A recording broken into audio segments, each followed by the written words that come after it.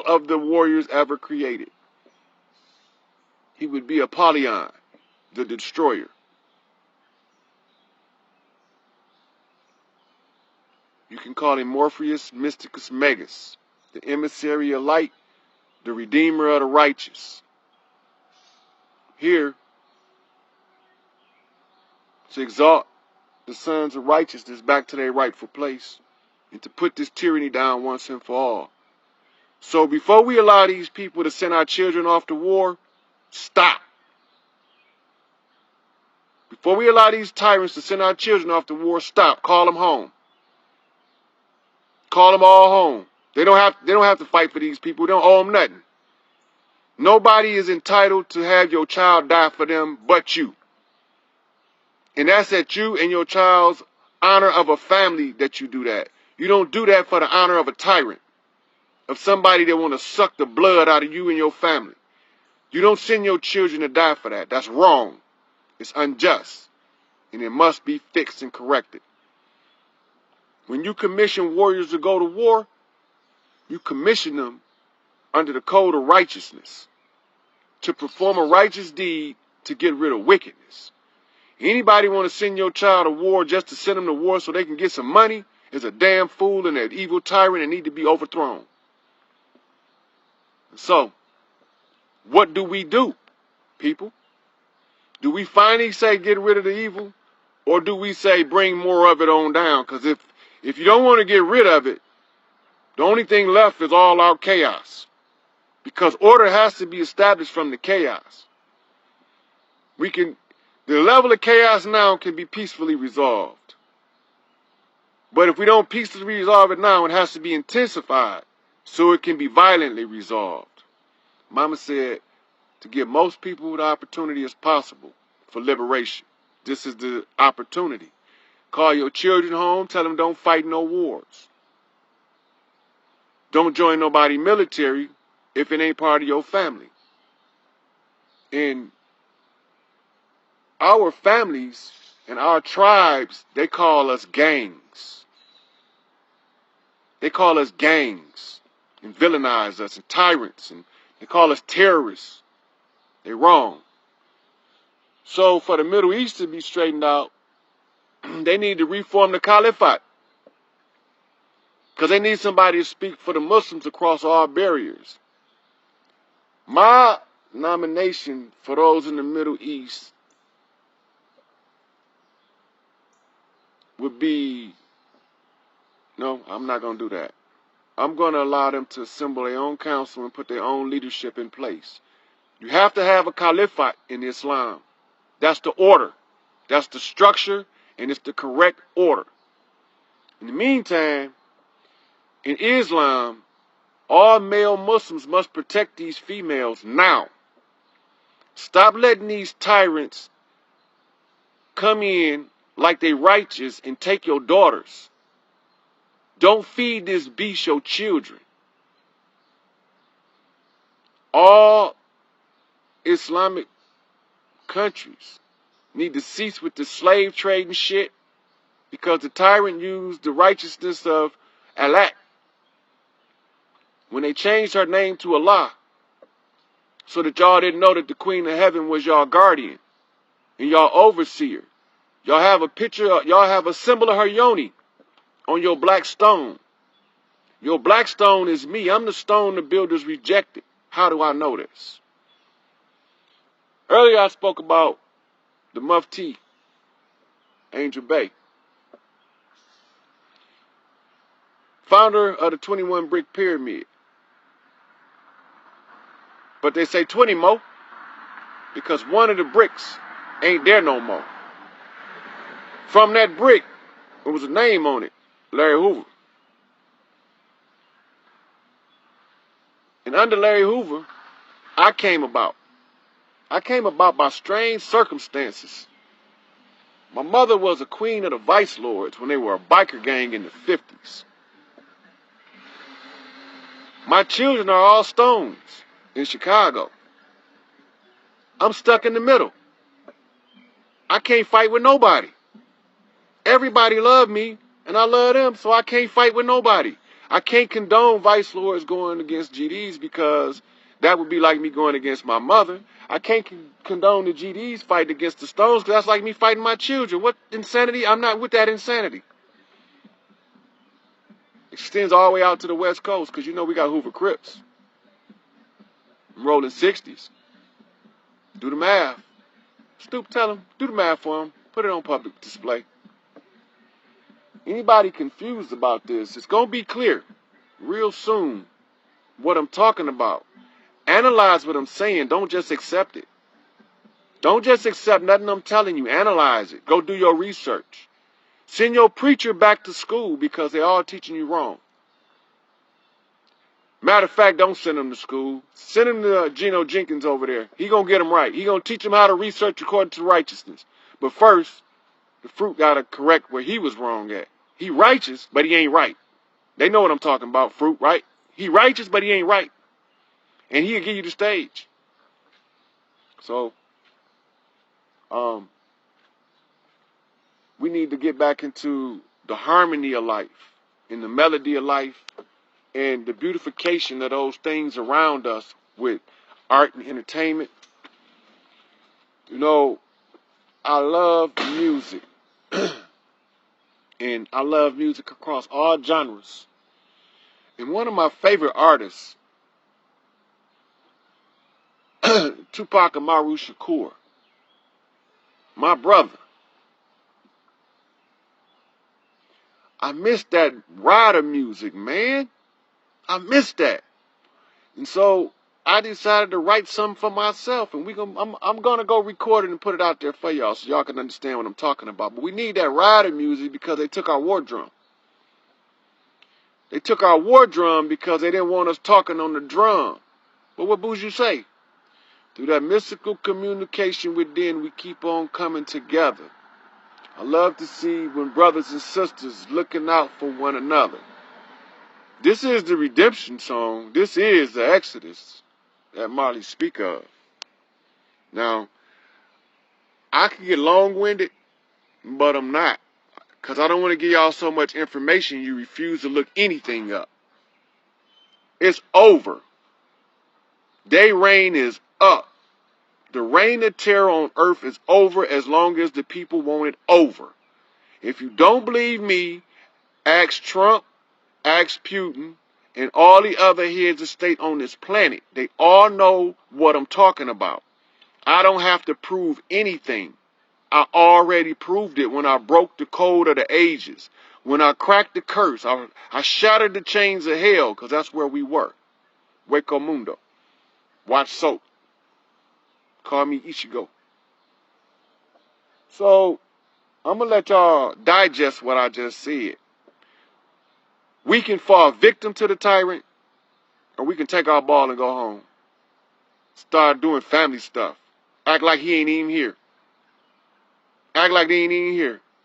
But if they get unruly, and we have to do it the hard way, we prepared for that too. And this is a message for all law enforcement. If you don't know how to deal with people, drop your badge. I don't care where. If you don't know how to communicate with people, drop your badge. If you scared to be a policeman, drop your badge. There won't be no more policemen coming up. We're going to have all Sharif. As soon as I go get my Angel Bay, he will be telling all Sharif Sharia law in detail, and they will enforce it correctly. And they're not going to be tyrannically abusing people. See, they had y'all thinking that only black people getting shot down in the streets. That's not true. That's not true. They shoot more white people. But in America, it's more white people than black people. Well, it's now starting to level out where we have an unstable census report. But we're gonna be done with this. It's over. And I'm not playing. And I've already been verified and confirmed. I'm not joking. And this is not a game. Take your ball, go home. Mothers, call your children from that military. I don't care if you're in Lithuania, Czechoslovakia, China, Korea, Japan, France, Italy, England, Canada, the United States, Mexico, South America, anywhere. Call your children home. We ain't fighting for these animals. We not finna be killing ourselves like this. Not on my watch. This is my watch. So I'm going to put the message out there, and I'm going to let them spread it on their own. But it's time to take this home. It's time for us to reclaim what's rightfully ours by the code of righteousness with dignity and respect and with honor. And that our sons be able to shine your light. Shine. We can all shine now. It ain't no more division. We all got the right to shine now. Let us all shine. So, I ain't gonna keep y'all tied up. I just had to get something off my chest. I got some business I gotta go take care of. And somewhere, somebody real important I need to see, but I can't quite figure out where she at. My son's gonna come get me and take me to her, so I'm not worried about it. But this message had to be put on the wire. Given the opportunity to go viral, be spread. But I got a feeling where it's gonna play at. Let it play. I wants to go get rid of the beast once and for all. But I don't want to do nothing that people don't want. So if y'all don't want freedom, I don't want to bring it. But if y'all want freedom, I will bring freedom. I will bring liberation. But if don't nobody want freedom, love, and liberation, I can also bring hell and destruction.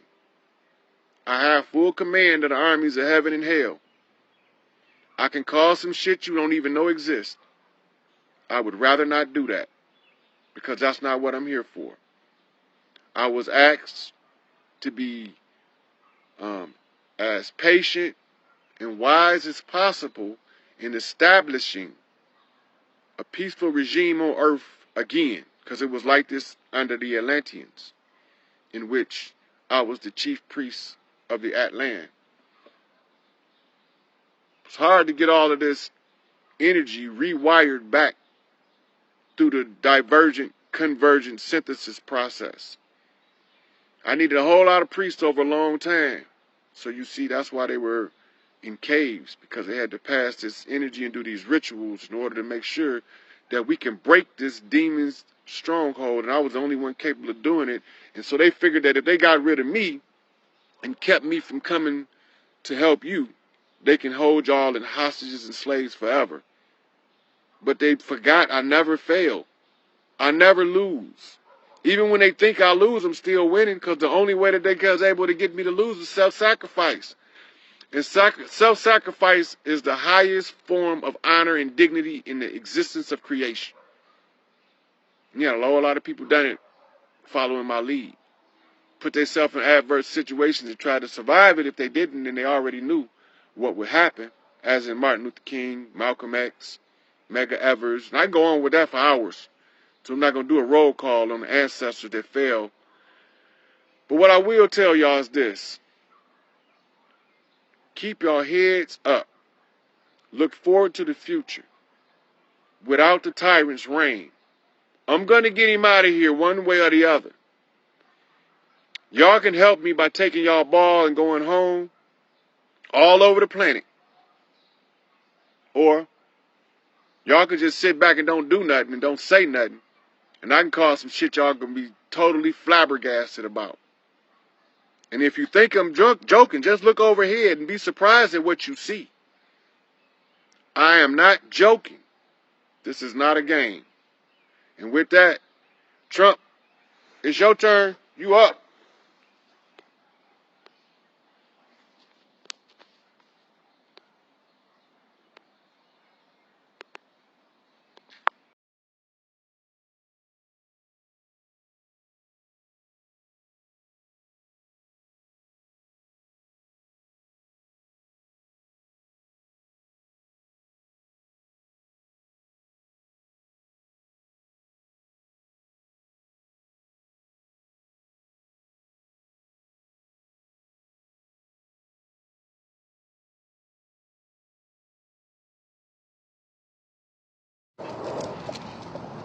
So it's 5:35. That's 13 on the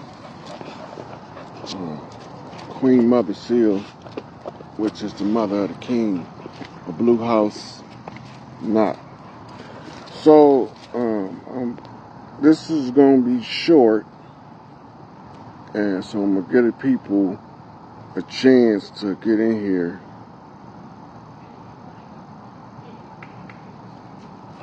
So, and see, this is about the Larry Hoover Compassionate Release Review.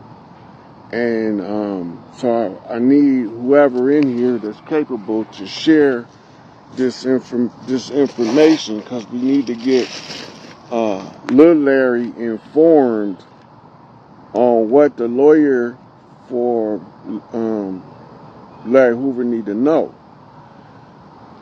So the judge keep asking in Larry's case, how many murders is Larry responsible for? And he's asking this in sarcasm because of how the compassionate release case is being presented.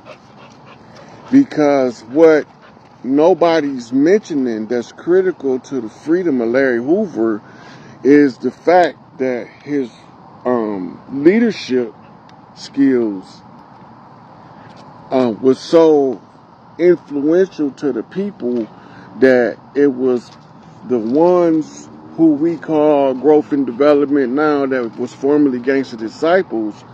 Larry was holding his position under duress. Nobody's bringing this up in none of his legal proceedings, the duress factor. We keep forgetting, the ones that don't know the history of the nation of growth and development. We keep forgetting that Larry was on the list of potential leaders that needed to be neutralized under COINTELPRO. The judge would have to request the Larry Hoover COINTELPRO file, but nobody's going to touch that because they don't want the people to know that the government was actively trying to usurp any potential leaders in our community. So we can't use the COINTELPRO operations that got Larry initially removed from the street. The judge will have to expose too much. But what we can use is the fact that Larry tried to step away from the Disciple Nation way back in 1972 or 73 in Stateville. The story is told by Don Durkee, who is the historian who was there during these events. So the duress comes in as the viable defense, because you first have to understand, why did they want to force Larry under the threat of death to run the Disciple Nation? Because he was a good man. They figure if you put the good man out front, it will attract the other children that are good boys that's going to become good men, and they will be able to use him as the figurehead leadership, right? So Larry can testify to this. Don Durkee can testify to this. And there's a list of several other people that's still alive that can testify to Larry being told that if he stepped down from being the king of the Disciple Nation, he was going to get murdered. His life is in jeopardy. He's in prison, and there's nothing the government can do to protect him from the people that say that if you don't wear this crown, Larry, you dead. You're going to die. We're going to murder you right here in the penitentiary. Now, he has no choice, right? So the question is not how many deaths is Larry responsible for. How many lives have this man saved, right? This is a more viable question. How many lives did Larry Hoover save? I'm one. I wouldn't be sitting here if it wasn't for the literature and the sanctioning of us to study the literature by Larry Hoover. And I would be then bugged out and tore up a whole lot of shit and been to war with the police a long time ago if it wasn't for Larry Hoover telling us it's an educational thing that you have to educate yourself out of. He said we brain banging, not gang banging. It's too many of these young black males in the street fighting each other, being turned against each other for no good reason for somebody's financial gain other than the people that's being pitted against each other. So the judge has not been told that way back in 72, 73, Larry was trying to be disassociated from the disciple nations, and the disciple nation told him, if you step down, we killing you. So now, instead of anybody telling this part of the truth, it's being silent, and there's no way the man can't defend himself. He can't defend himself. He's in the catch-22. Nobody's telling the judge, hey, look, that man tried to get away from them characters way back in the day when he was very young youth. Y'all been kept him in prison all of this time, and he was forced to hold the position with his life literally on the line. You can go back and pull his medical history and find out that Larry got stabbed in F1 in Division 1 in the county jail. So how in the hell can he expect the government to protect him in prison when they couldn't protect him in the county jail? Now, the lawyer not being told this is going to be rendered ineffective in his bid for the compassionate release. So Larry gave a letter up about a year ago explaining that he's trying to get away from these characters, and he can't get away from them in prison because in prison he's under the threat of death by other inmates if he was to step away from the disciple nation. This makes him being forced to be in prison for being determined to stay alive. That should never be an option where if I don't run this show, I'm going to be dead, but if I do, the government is going to wreak the tyranny of their judicial system on me for being forced into a position that I had no say in whether I accept or not. It's called the Duress defense. So the lawyer in Larry's case need to hear the video that I'm going to put in the comments when I post this on Facebook of Don Durkee, the historian of the Disciple Nation, right, who is telling the story about how when Larry tried to step away from the disciples back when he was a kid. He was 21 years old, something like that. He's a baby. He's a kid. He tried to step away. They threatened to murder him. You will not make it out of prison unless you run this.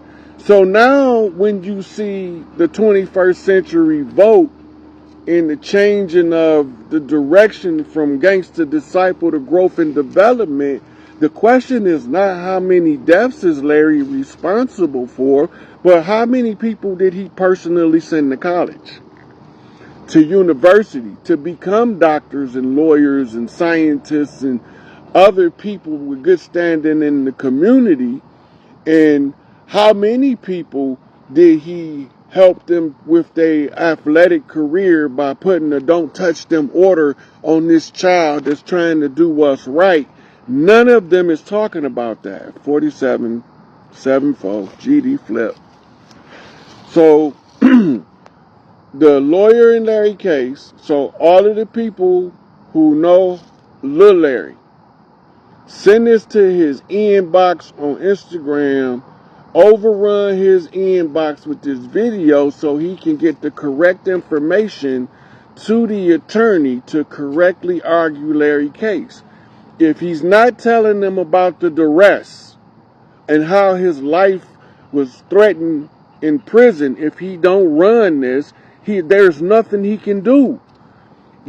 So you can't make him become the fall guy, the patsy, when he was forced into the position under the threat of death. If the judge doesn't know that, he don't know what Larry is really going through as a man being held responsible for a group of bad people that was masquerading as kinfolk. And that they was the ones who threatened to kill him if he didn't hold the leadership banner, because he was known in his community as being a good man and a good kid growing up. He was a good young man.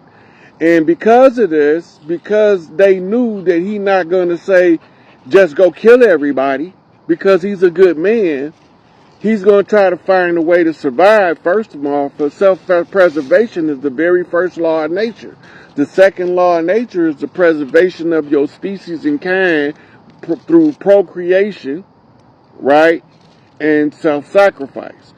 If you understand what Larry going through, being forced to run, he has to minimize the damage that these people that's using him as leader, using his image and taking advantage of his good, kind-hearted nature and forcing him to run a organization. He has to try to take the power from the wicked and do the best good he can under the conditions that he's given. So he did the best good that he can. He wasn't on the streets to control whether the drugs come into the community or not. Before the drug trade became so monumental, he was already locked up. Before there was a Ricky Ross, Larry was locked up. Before there was a El Chapo, Larry was locked up. You can't hold him responsible when he's already trying to get away from these people and they threatening to kill him if he do. And he's in the condition, position, and under circumstances that he has zero control of whether this officer gonna let the assassin in this cell while he sleep at night.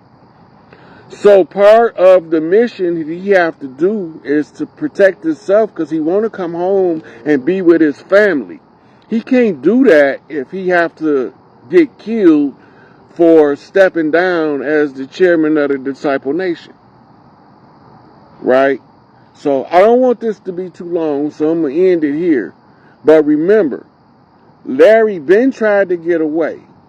They held him in a leadership position because he was known to be a good man, and that he would be instrumental in the brokering the peace if we ever figure out what was that was forcing him to do something that he never wanted to do. Now that we know what's going on the land and we no longer deceive, somebody got to tell the truth to the judge, because the judge got Larry's life in his hands and he's only looking at the deaths. He's not looking at Larry's life is being saved, right, by him not stepping down from the Disciple Nation during this prison bit, because it's recorded already. So I'm going to put the Don Durkee clip in the comments once this is posted, so y'all can come back and see what I'm talking about. And I'm also going to post in the comments a copy of the Duress doctrine of law. When the fraud is discovered, the only remedy is called abandonment of the fraud by walking away from anything that got to do with the fraud. The duress defense is you kidnap somebody and you tell their father you're going to go rob this bank or I'm going to kill your child. He going to rob that bank, but he don't want to rob the bank. He's not a bank robber at heart. Larry is not a criminal at heart. He is a beautiful person with a good character, and they use his beautiful disposition and good character to force him to be under the spotlight and in prison all this time against his will. So if we talking about a justice system that's about justice, which we know they not, but if you just want somebody to do right about somebody one time, right? Just do right by the man. He's gave y'all his whole life, right? With the hopes of one day being able to sit down and his grandchildren asking him about what happened to him. Where he can use all of this stuff he's been through to steer the children in the right direction, but they don't want that because they want us all to go down in flames as tyrants and terrible people, when the tyrants and terrible people is actually the ones that's masquerading as our government. They don't got nothing to do with us. They're occupying foreign military force, giving you the illusion that they belong here and that they in a rightful position, and they the frauds the whole time. Right? So, remember, share it to Lil Larry, inbox him if you got his Instagram, inbox this video to him. Cause we tired of seeing good people persecuted for being good people. It's time for somebody to say, okay,